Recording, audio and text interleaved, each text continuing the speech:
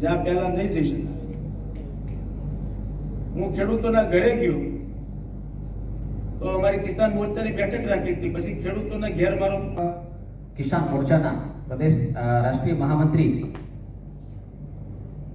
શ્રી જેવલિયા સાહેબ, જિલ્લા અધ્યક્ષ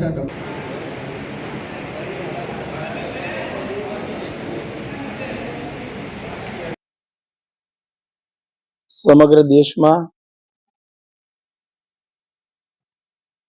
આ પ્રકારના કાર્યક્રમો દરેક જિલ્લા મથકે યોજાઈ રહ્યા છે। એનડીએના શાસનને 11 વર્ષ પૂરા થયા છે। 2014, 2019 અને 2024 આ 3 વાર ભારતના મતદારોએ નરેન્દ્રભાઈ મોદી અને એનડીએની ટીમને જે ભરોસો મૂકી અને કામ સોંપ્યું છે, એના જે મીઠા ફળો પ્રાપ્ત થયા છે। વિકાસની રાજનીતિ એ દેશમાં પહેલીવાર આવી છે। અત્યાર સુધી મુદ્દાઓ આધારિત, તૃષ્ટિકરણ આધારિત રાજનીતિ ચાલતી, વિકાસના આધારે મત લઈ અને બનેલી સરકારે જે 11 વર્ષ માટે જે કામ કર્યું છે, પહેલાના સમયમાં જવાહરલાલ નહેરુજી, ઇન્દિરા ગાંધીજી આ બધા પણ લાંબા સમય સુધી પ્રધાનમંત્રી રહ્યા છે। એની સરખામણીમાં કમ્પેરિઝનમાં 11 વર્ષનું જે સુશાસન, સેવા, સુશાસન અને ગરીબ કલ્યાણ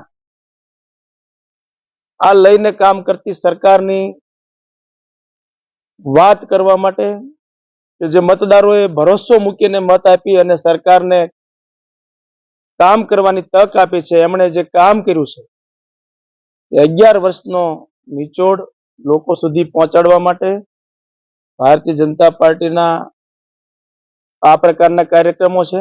એક પ્રદર્શની પણ અમે અહીંયા ખુલ્લી મૂકવાના છીએ અને આજે સાંજે દરેક જિલ્લામાં આ પ્રકારે સમગ્ર દેશમાં એક પ્રબુદ્ધ નાગરિકોના સંમેલનો પણ થવાના છે। આ નિમિત્તે અમે પોરબંદરમાં આજે આપની વચ્ચે છીએ। અમારી વચ્ચે અમારા મુરબ્બી બોખરિયા સાહેબ પણ પધાર્યા છે। અમારા અધ્યક્ષા ડોક્ટર ચેતનાબેન પણ ઉપસ્થિત છે।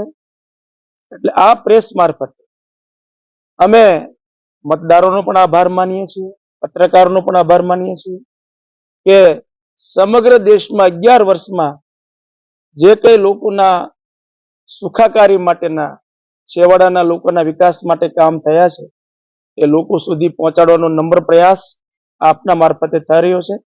એ માટેનો આજનો પ્રોગ્રામ હતો। ધન્યવાદ।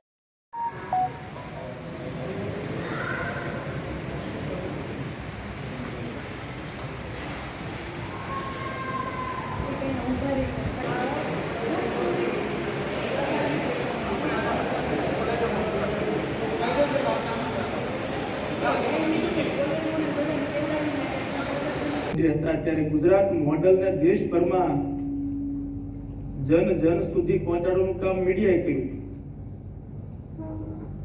મીડિયા, પોઝિટિવ મીડિયા,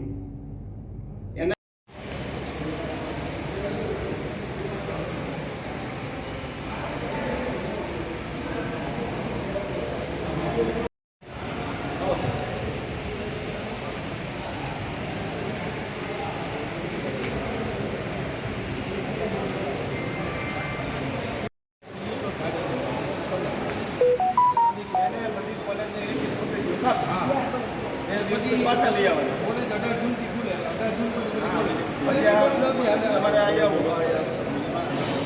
બીચ ઉપર વોકિંગ ટ્રેક હોય।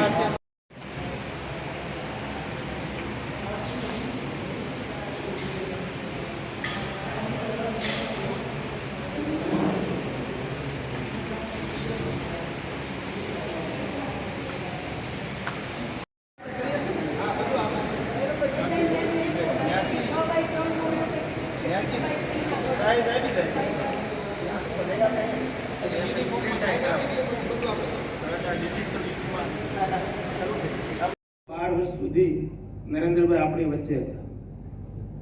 12 વર્ષ સુધી અહીંયા કામ કર્યું છે. આપણે બધા પત્રકાર મિત્રોનો